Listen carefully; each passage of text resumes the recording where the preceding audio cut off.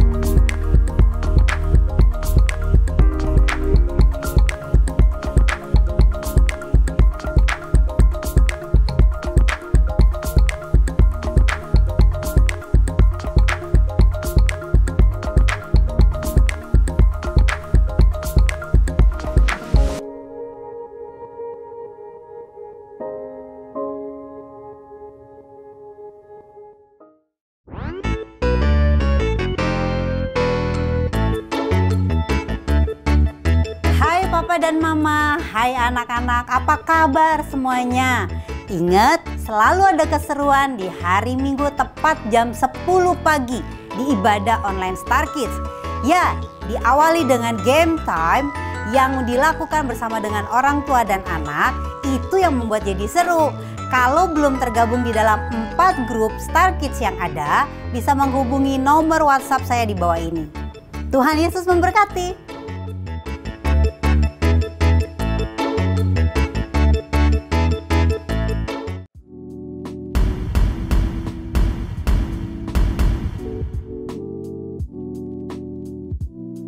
Halo Jemaat MDC Jakarta. Mulai bulan Agustus, Image dan VIP akan punya ibadah online sendiri untuk kalian para kawan muda. Bener banget, dan ibadah online ini akan diupload di channel YouTube MDC Jakarta. Jadi pastiin di subscribe dan turn on notification. Untuk informasi lebih lanjut, you guys can check out our Instagram @imagejakarta atau di @VIPCommunityJKT. Jangan lupa untuk di follow juga ya. So we'll see you in our online service. See you later. See you later. Selamat hari Minggu, senang sekali karena hari ini kita kembali beribadah bersama-sama melalui ibadah online MDC Jakarta. Dan hari ini Pendeta Tony Suwardi akan menyampaikan firman Tuhan dengan tema Family Values, nilai-nilai keluarga. Mari siapkan diri kita, ikutlah memuji dan menyembah Tuhan, dan nikmatilah hadiratnya. Selamat mengikuti ibadah online, Tuhan Yesus memberkati.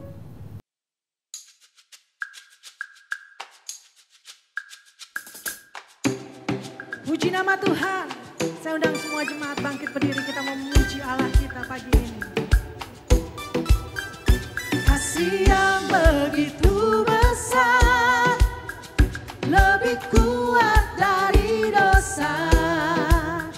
Kasih yang menemukanku, selamatkan dan pulihkanku. Ku naikkan syukurku, ku tak akan berhenti memuji, meninggikan namamu selalu, menari, memuliakan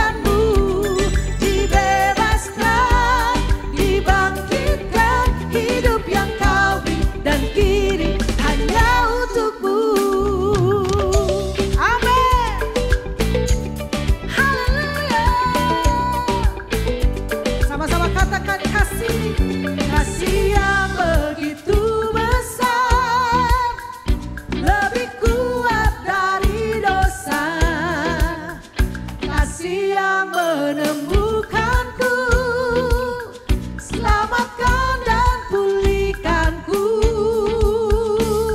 Ku naikkan syukurku, ku tak akan berhenti memuji, meninggikan namamu selalu, menari, memuliakanmu.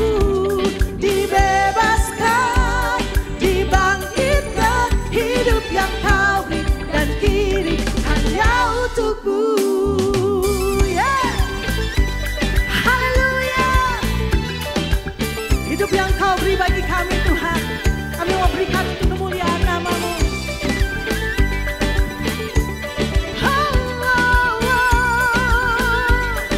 Mari kita naikkan syukur pada Tuhan. Ku naikkan syukurku, ku naikkan syukurku. Bertepuk tangan bersama, musik memuji Tuhan. Haleluya.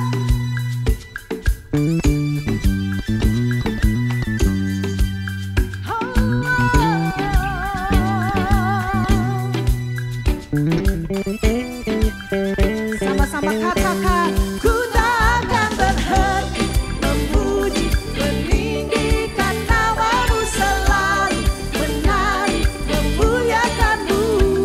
Dibebaskan,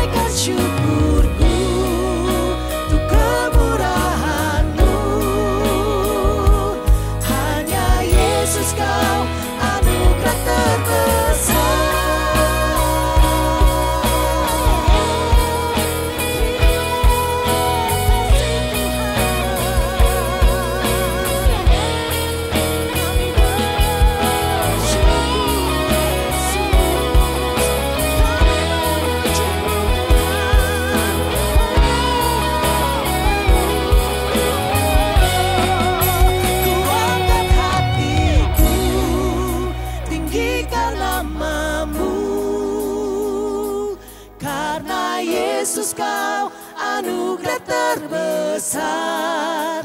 Ku naikkan syukurku untuk kemurahan-Mu. Hanya Yesus kau anugerah terbesar. Ku angkat hatiku, tinggikan nama-Mu. Karena Yesus kau anugerah terbesar. Ku naikkan syukurku untuk kemurahan-Mu. Hanya Yesus kau anugerah terbesar. Hanya Yesus kau anugerah terbesar. Hanya Yesus kau anugerah terbesar.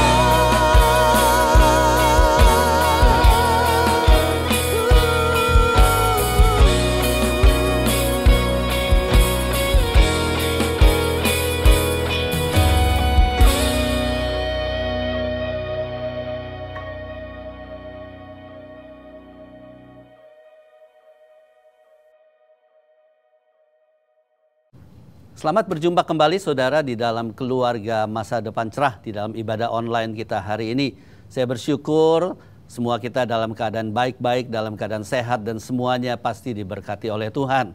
Sebelum kita melanjutkan ibadah kita dengan merenungkan firman Tuhan, saya mengundang kita semua mari bersama-sama kita merendahkan diri di hadapan Tuhan dan kita mau berdoa. Bapa di dalam surga, kami mengucap syukur untuk hari ini kami boleh beribadah kepada Tuhan. Kami sudah memuji dan menyembah Tuhan. Kami mengagumi akan kebaikan Tuhan dan karya Tuhan dalam hidup kami pribadi maupun di dalam keluarga kami. Sehingga pada hari ini kami boleh bersekutu dengan Engkau dan kami boleh mendengarkan Tuhan, firman Tuhan. Urapi kami semua, urapi hamba-Mu Tuhan yang penuh dengan segala kekurangan. Biarlah Roh Kudus mengurapi kami, memberikan pengertian bagi setiap kami, sehingga firman Tuhan menjadi rema dalam kehidupan kami, mengubah keluarga kami, memulihkan keluarga kami. Terima kasih Bapa. Di dalam nama Tuhan Yesus kami berdoa dan menyerahkan ibadah kami di dalam nama Tuhan. Haleluya. Amin. Saudara, kita akan mempelajari firman Tuhan hari ini, merupakan bagian yang keempat dari Family 101. Hari ini tema kita adalah nilai-nilai di dalam keluarga. Saya mengajak kita membaca firman Tuhan dari kitab Kejadian pasal yang pertama, ayat yang ke-26 sampai ayat yang ke-28. Berfirmanlah Allah, baiklah kita menjadikan manusia menurut gambar dan rupa kita, supaya mereka berkuasa atas ikan-ikan di laut dan burung-burung di udara, dan atas ternak dan atas seluruh bumi, dan atas segala binatang melata yang merayap di bumi. Maka Allah menciptakan manusia itu menurut gambarnya. Menurut gambar Allah diciptakannya dia, laki-laki dan perempuan. Diciptakannya mereka. Ayat yang ke-28, Allah memberkati mereka, lalu Allah berfirman kepada mereka, beranak cuculah dan bertambah banyak. Penuhilah bumi dan taklukkanlah itu, berkuasalah atas ikan-ikan di laut dan burung-burung di udara, dan atas segala binatang yang merayap di bumi. Bapak Ibu Saudara, hari ini khotbah saya terdiri dari 4 bagian. Yang pertama adalah prinsip buah jatuh tidak jauh dari pohonnya. Dan yang kedua adalah 3 hal yang membentuk kehidupan seseorang. Yang ketiga adalah pola asuh yang membentuk nilai-nilai. Dan yang terakhir, yang keempat adalah 5 nilai yang secara sederhana yang dapat diaplikasikan di dalam kehidupan keluarga kita masing-masing. Saya mulai dengan yang pertama, prinsip buah jatuh tidak jauh dari pohonnya. Saudara, ketika Allah menciptakan Adam dan Hawa, dan Allah memberkati mereka dan menyampaikan satu pesan supaya mereka beranak cucu dan bertambah banyak, Tuhan ingin bahwa Adam dan Hawa itu menjadi pohon yang baik yang menghasilkan buah yang baik. Karena firman Tuhan juga berkata, saudara, pohon yang baik pasti akan menghasilkan buah yang baik. Pohon yang tidak baik pasti akan menghasilkan buah yang tidak baik. Tidak ada pohon yang baik menghasilkan buah yang tidak baik, saudara. Atau sebaliknya, pohon yang tidak baik menghasilkan buah yang baik, saudara. Nah, prinsip ini penting sekali. Jadi Adam dan Hawa yang serupa dan segambar dengan Allah itu akan menghasilkan anak-anak yang segambar dan serupa dengan Allah. Dan itu berlangsung, saudara, begitu panjang dalam kehidupan kekekalan Adam dan Hawa karena mereka belum jatuh di dalam dosa. Sehingga keturunan mereka menjadi begitu banyak dan segambar dan serupa dengan Allah. Karakter Allah, sifat-sifat Allah, nilai-nilai Allah ada di dalam kehidupan Adam dan Hawa dan keturunannya. Namun setelah jatuh dalam dosa, kalau Bapak Ibu membaca di dalam kitab Kejadian pasal yang ke-6, mereka tetap bertambah banyak. Tetapi sayangnya mereka tidak serupa lagi dan segambar lagi dengan Allah. Alkitab berkata kecenderungan hati mereka membuahkan kejahatan semata-mata. Jadi saudara lihat bahwa prinsip ini berlaku di dalam kehidupan kita. Bahwa buah itu jatuh tidak jauh dari pohonnya. Saya punya pengalaman yang unik, yang lucu sekali, yang saya ingat sampai hari ini. Udah lama kejadiannya, saudara. Satu kali saya mengunjungi seorang newcomer yang datang di dalam ibadah kita. Mungkin 15 atau 20 tahun yang lalu, saudara. Dan saya kunjungi rumahnya, saudara. Seorang pria, seorang bapak, saudara. Dan saya ngobrol di rumahnya, saudara. Dan ketika dia berbicara kepada saya, dia mulai berbicara, saudara, bahwa dia senang sekali datang ke gereja. Dia rajin mencatat firman Tuhan, saudara, yang dia dengar di dalam ibadah. Dia catat dengan teliti, saudara. Ayat berapa, ya, pasal berapa. Bahkan katanya, saudara, ini satu cerita sungguh, dia datang lebih awal. Dan dia tanya, saudara, siapa hari ini pendeta yang akan membacakan firman Tuhan atau berkhotbah? Ketika dikasih tahu, oh si A, dia tungguin ketika pendeta itu datang, saudara, ya, nomor mobilnya dicatat, saudara. Saya pikir apa sih maksud cerita ini? Dan kemudian saya kaget sekali, dia ceritakan bahwa angka-angka yang dicatat itu, saudara, misalnya Matius 7 ayat 15, dia catat tuh 7:15 gitu, saudara ya. Nomor polisi atau nomor kendaraan dari hamba Tuhan B1574 dicatat, saudara. Dan kemudian dijumlahkan, saudara, dan dia pasang buat judi, saudara. Saya kaget banget, saudara. Kenapa Bapak melakukan itu? Kan Bapak udah ke gereja, saya bilang. Bapak kan udah mulai beribadah kepada Tuhan. Dia bilang, saudara, saya ingat persis apa yang dia ucapkan. Tulang saya ini, katanya, tulang judi. Ayah saya penjudi, nenek saya penjudi, kakek saya penjudi. Jadi ya saya menjadi penjudi karena memang keturunan, katanya. Saudara, lihat, buah jatuh tidak jauh dari apa? Pohonnya. Ya, kalau saudara lihat kehidupan keluarga saya, orang-orang bilang, oh anak saya ada 2, saudara. Ini mirip banget ya, yang satu mirip ayahnya, yang satu mirip ibunya. Ya saya bilang syukurlah nggak mirip tetangga gitu, saudara ya. Nah kita lihat bahwa kemiripan itu memang terjadi secara fisik mungkin. Ya, tinggi badannya mirip bapaknya, hidungnya mancung seperti mamanya, warna kulitnya seperti ayahnya, rambutnya keriting seperti omanya. Mungkin hal-hal seperti itu, saudara. Tapi bukan hanya kemiripan fisik saja, tetapi juga kemiripan mungkin perilaku, sifat.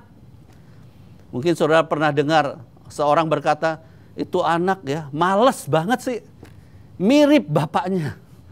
Ya, atau itu anak genit banget sih, mirip mamanya. Jadi saudara, ternyata benar bahwa buah itu jatuh tidak jauh dari pohonnya. Ada satu kisah klasik yang mungkin Bapak Ibu sering dengar, pernah dengar dari khotbah-khotbah, yaitu kisah tentang 2 orang pria. Yang pertama bernama Max Jukes dan yang kedua bernama Jonathan Edwards.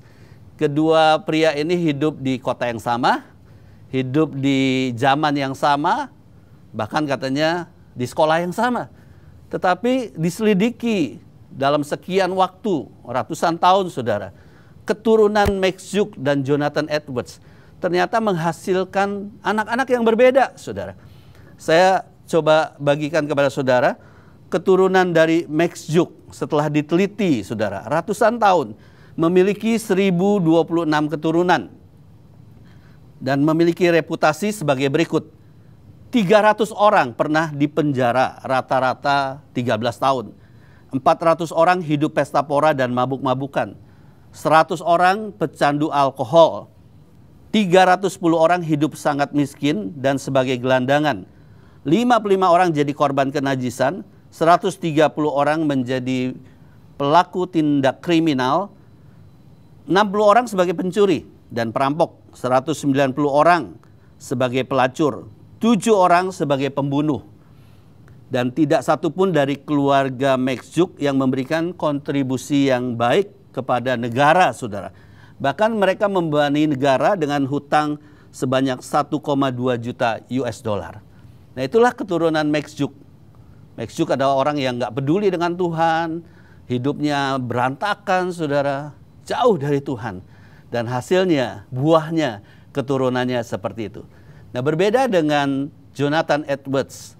Jonathan Edwards dikatakan, saudara, memiliki 929 orang keturunan dengan reputasi sebagai berikut. 300 orang sebagai pendeta, misionaris dan guru Alkitab. 120 orang sebagai profesor. 14 orang sebagai rektor universitas. 60 orang sebagai pengarang buku yang baik dan terkenal. 60 orang lebih menjadi dokter. 110 orang menjadi pengacara. Beberapa menjadi pengusaha yang terkenal di Amerika. 3 orang jadi anggota Kongres. 1 orang sebagai wakil presiden Amerika. Dan saudara, tidak seorang pun yang berhutang kepada negara. Jadi prinsip ini ternyata berlaku. Bahwa buah itu jatuh tidak jauh dari pohonnya. Nah, saya masuk ke dalam prinsip yang kedua, saudara. 3 hal yang membentuk kehidupan manusia. Rupanya manusia ada hari ini karena ada hal-hal yang membentuk kehidupannya.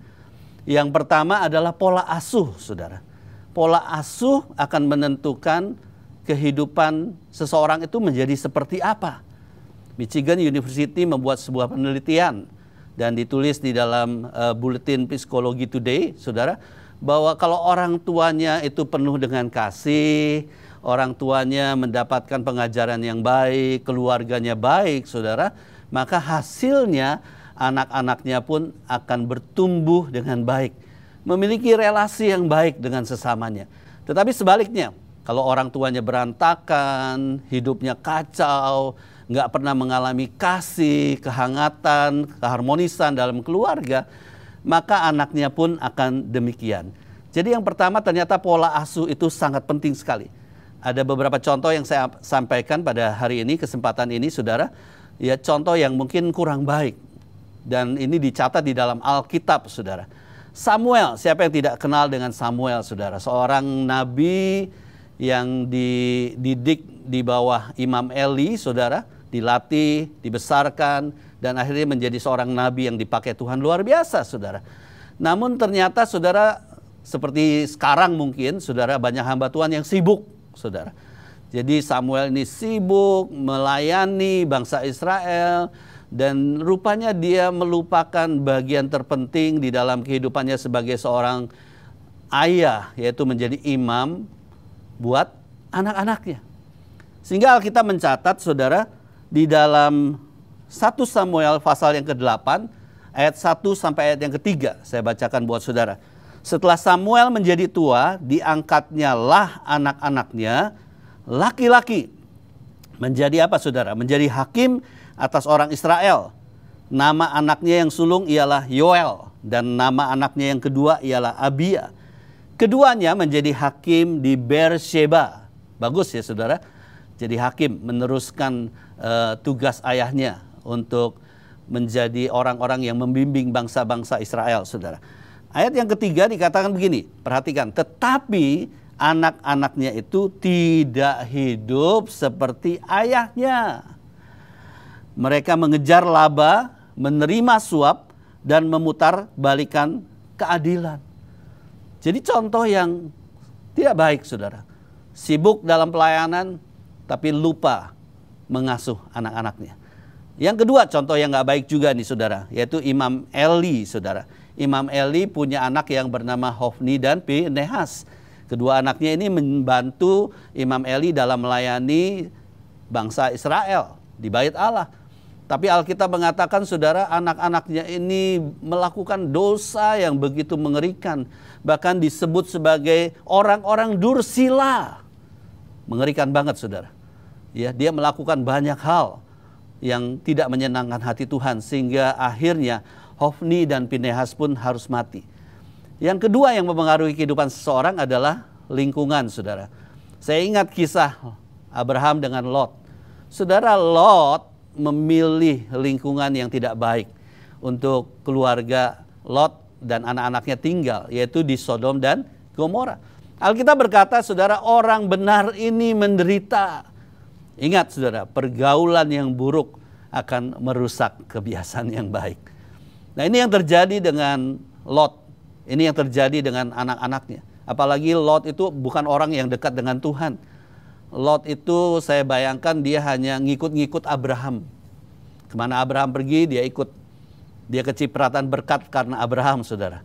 Tapi dia sendiri nggak punya close relationship dengan Tuhan. Dia nggak pernah mengajarkan tentang Tuhan kepada anak-anaknya. Dan akibatnya saudara, ketika Tuhan mau menghancurkan Sodom dan Gomora, saudara, keluarga ini harus dipaksa keluar dari Sodom dan Gomora. Bahkan kalau kita tahu saudara, istrinya menengok ke belakang dan menjadi tiang garam. Saudara, lingkungan akan merusak kehidupan seseorang. Yang ketiga adalah pengalaman masa lalu. Saudara, Daud adalah orang yang berhasil di dalam karirnya. Orang yang berhasil menjadi raja yang sangat berpengaruh pada zamannya saudara. Tetapi tahukah saudara bahwa kegagalannya adalah di mana? Di keluarganya. Saudara, Daud itu diperkirakan adalah pribadi yang tertolak. Kenapa saya sampaikan itu saudara? Apakah ada dasar firman Tuhannya? Coba kita buka di dalam Mazmur pasal yang ke-27 ayat yang ke-9 sampai ayat yang ke-10. Janganlah menyembunyikan wajahmu kepadaku, kata Daud. Janganlah menolak hambamu ini dengan murka. Engkaulah pertolonganku, janganlah membuang aku dan janganlah meninggalkan aku, ya Allah penyelamatku. Saudara, kenapa Daud seperti itu kepada Tuhan? Sepertinya dia katakan jangan menolak aku, jangan membuang aku, jangan meninggalkan aku. Rupanya ada dasarnya saudara. Itu ditulis di dalam ayat yang ke-10. Daud berkata, sekalipun ayahku dan ibuku meninggalkan aku, namun Tuhan menyambut aku. Jadi rupanya ada pengalaman Daud saudara mengalami ditolak oleh orang tuanya. Jadi pengalaman masa lalu bisa menjadi trauma-trauma saudara kalau tidak diselesaikan di dalam kasih dan anugerah Tuhan. Baik, kita masuk poin yang ketiga, bagian yang ketiga yaitu pola asuh yang membentuk nilai-nilai di dalam kehidupan kita. Saya senang dengan Paulus saudara. Paulus meletakkan dirinya, menempatkan dirinya kepada jemaat yang dirintisnya. Jemaat di Korintus, di Roma, di Tesalonika, saudara, di Kolose, di Filipi. Itu bukan sebagai seorang pengkhotbah yang hebat, bukan sebagai seorang guru yang hebat. Memang dia seorang pengkhotbah yang hebat. Memang dia seorang guru yang luar biasa. Tetapi yang indahnya, saudara, Paulus itu menempatkan dirinya sebagai seorang bapak. Jadi ini luar biasa sekali. Dia menempatkan dirinya sebagai seorang bapak. Dia berkata kepada jemaat di Korintus, kamu boleh punya ribuan guru, ribuan pendidik, ribuan pengkhotbah. Tapi ingat, engkau hanya punya satu orang bapak, yaitu aku, kata Paulus. Aku yang sudah memberitakan Injil buat kamu. Saudara, apa yang diajarkan, nilai-nilai apa yang ditanamkan oleh Paulus kepada anak-anak rohaninya. Nah, hari ini saya ingin sampaikan saudara, Paulus menetapkan atau meletakkan nilai-nilai yang luar biasa kepada salah satu anak rohaninya yang bernama Timotius. Saya mengajak saudara membaca firman Tuhan dari 2 Timotius 3 ayat yang ke-10. Kita akan baca 2 Timotius 3 ayat yang ke-10. Saudara perhatikan ada 7 hal yang Paulus buat untuk meletakkan nilai-nilai itu dalam kehidupan Timotius, anak rohaninya. Tetapi engkau telah mengikuti, yang pertama, ajaranku. Ini yang paling mudah, saudara. Setiap orang bisa mengajar. Setiap orang seringkali mencari pengajaran-pengajaran, bahkan mengejar pengajaran. Bagus, saudara. Ya, bagus sekali kita punya banyak pengajaran, belajar firman Tuhan itu bagus sekali. Tapi nggak cukup itu, saudara. Karena ajaran itu seringkali hanya bersifat mengisi pengetahuan kita, kognitif, saudara. Namun 6 hal berikutnya ini yang luar biasa sekali. Jadi Paulus bukan hanya mengajar Timotius, tapi yang kedua adalah dia memberi teladan cara hidup yang baik seperti apa. Bagaimana cara hidup Paulus? Dia bekerja keras luar biasa, saudara. Itu nggak bisa dibicarakan di kelas, tapi itu bisa dilihat dalam kehidupan Paulus. Yang ketiga adalah pendirianku. Pendirian nggak bisa diajarkan, saudara. Pendirian hanya bisa dirasakan ketika seseorang itu mengalami masalah, persoalan, saudara, pergumulan. Bagaimana dia punya pendirian yang kokoh, saudara. Itu bisa dilihat oleh Timotius. Bagaimana Paulus di dalam pelayanannya mungkin mengalami banyak persoalan. Yang keempat adalah imanku. Imanku juga demikian, saudara. Iman bukan sekedar teori. Iman tanpa perbuatan itu mati dan sia-sia. Jadi Timotius bisa melihat imannya Paulus secara luar biasa. Yang kelima adalah kesabaranku. Yang keenam kasihku. Dan yang ketujuh adalah ketekunanku. Saudara, hanya satu yang paling mudah dilakukan, yaitu ajaran, saudara. Tapi yang 6 ini nggak bisa diajarkan, tetapi hanya bisa diteladani, saudara. Jadi yang dibutuhkan, saudara, nilai-nilai itu terbentuk bukan hanya melalui ajaran, tetapi melalui teladan. Nah, bagian yang keempat yang saya ingin bagikan pada hari ini yang bersifat praktis, yang saudara bisa lakukan di dalam keluarga saudara. Dan saya harap, ayo ini menjadi tugas kita. Ya, kalau Indonesia punya Pancasila 5 dasar, saudara. Nah, hari ini juga secara sederhana saya coba membagikan 5 nilai yang bisa kita lakukan dalam kehidupan kita sehari-hari. Untuk mudahnya, 5 nilai ini menjadi sebuah akronim. Chief sebagai kepala, memberi pengaruh dan juga memberikan teladan kepada keluarga-keluarga yang lain. Yang pertama adalah Christ Center, C, Christ Center. Yang kedua adalah humility, kerendahan hati. Yang ketiga itu adalah integrity. Yang keempat adalah excellence, ya, memberi yang terbaik, melakukan yang terbaik. Dan yang kelima adalah family. Chief, 5 hal ini yang kita coba praktekkan, saudara, dalam kehidupan kita sehari-hari, supaya keluarga-keluarga saya dan saudara akan memberi pengaruh dan memberi teladan bagi dunia ini. Oke, yang pertama saya akan sharingkan kepada saudara. Yang pertama adalah Christ Center, ya, berpusatkan kepada Kristus. Apa maksudnya berpusatkan kepada Kristus? Ada 2 nilai yang penting, saudara, arti berpusatkan kepada Kristus. Yang pertama adalah takut akan Tuhan. Takut akan Tuhan itu merupakan hal yang penting sekali di dalam keluarga. Siapa yang harus takut akan Tuhan? Kalau saudara membaca di dalam Mazmur 128, berbahagialah laki-laki yang takut akan Tuhan. Wah, kalau laki-lakinya doang takut akan Tuhan, kalau istrinya nggak takut akan Tuhan, anak-anaknya nggak takut akan Tuhan, nggak bisa bahagia juga. Ya, saudara, betul. Tetapi contoh pertama, takut akan Tuhan harus dimulai oleh pria, seorang bapak. Ya, makanya Mazmur 128 juga berkata, saudara, bukan hanya laki-laki yang takut akan Tuhan, tetapi semua harus takut akan Tuhan. Istri harus takut akan Tuhan, anak-anak pun harus takut akan Tuhan. Nah, saudara, Ulangan pasal yang ke-6 ayat yang ke-5 sampai ayat yang ke-9, bahwa Christ Center artinya adalah apa, saudara?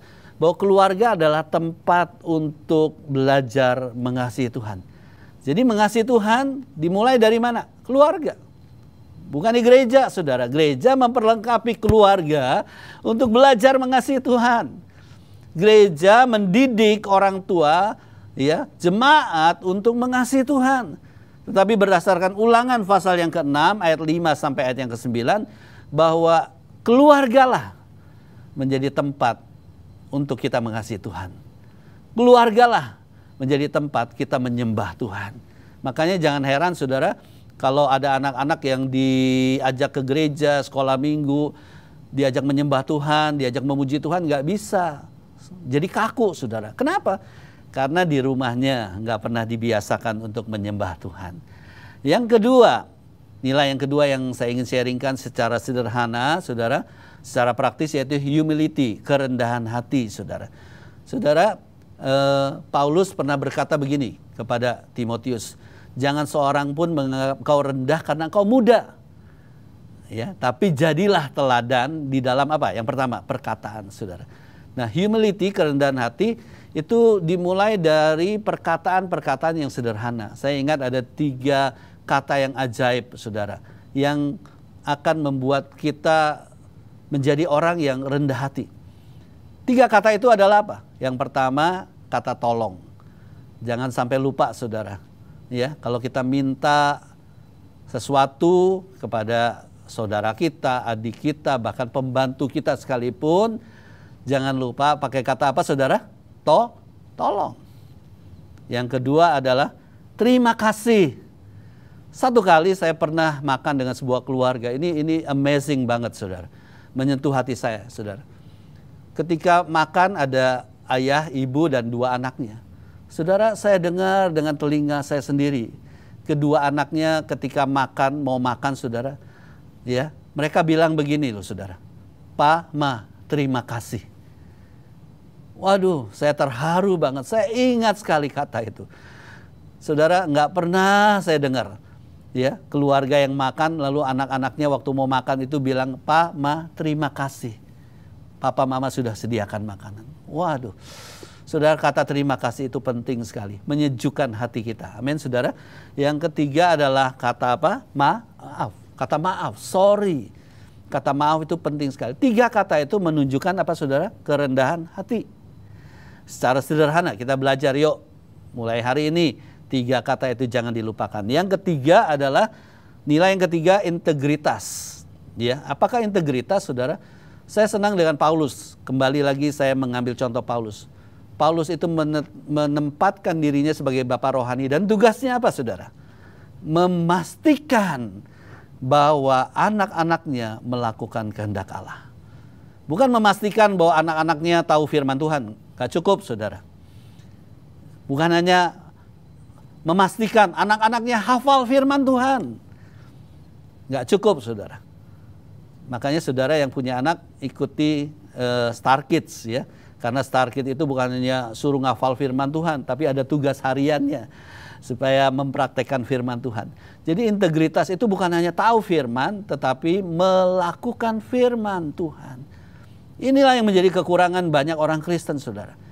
Saya yakin banyak orang Kristen tahu firman, tetapi yang harusnya kita lakukan bukan hanya tahu firman, melainkan melakukan firman Tuhan di dalam kehidupan kita. Yang keempat, nilai yang keempat, yaitu excellence, saudara. Melakukan yang terbaik. Ingat, di dalam minggu pertama sudah dibahas tentang peran-peran di dalam keluarga. Saudara, seorang suami harus excellent, harus all out di dalam melakukan perannya, yaitu apa? Mengasihi istrinya. Yang kedua, saudara, seorang istri harus excellent, harus all out di dalam apa, saudara? Tunduk kepada suaminya. Dan yang ketiga, peran yang ketiga dari keluarga, anak-anak harus diajar apa?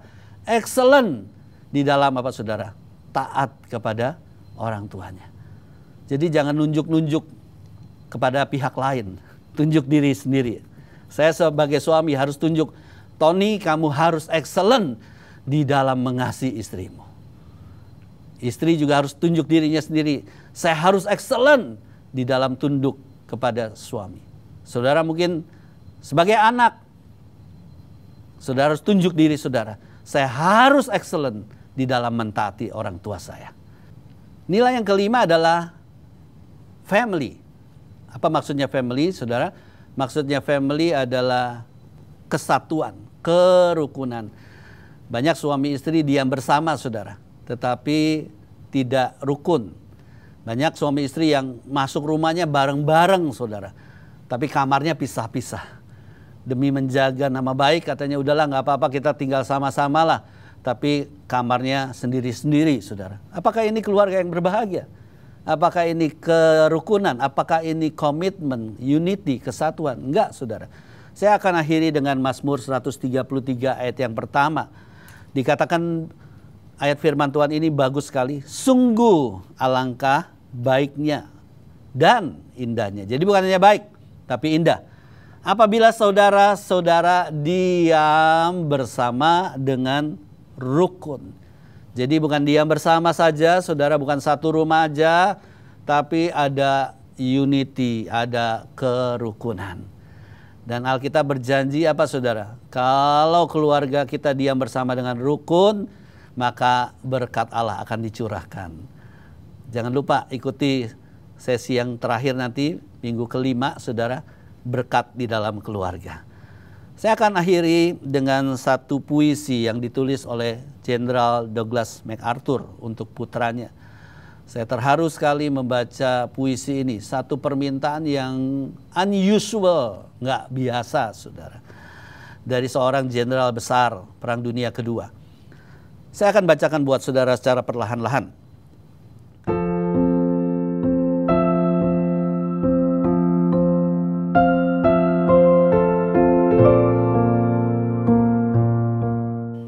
Tuhanku, bentuklah putraku menjadi manusia yang cukup kuat untuk mengetahui kelemahannya dan berani menghadapi dirinya sendiri saat dalam ketakutan.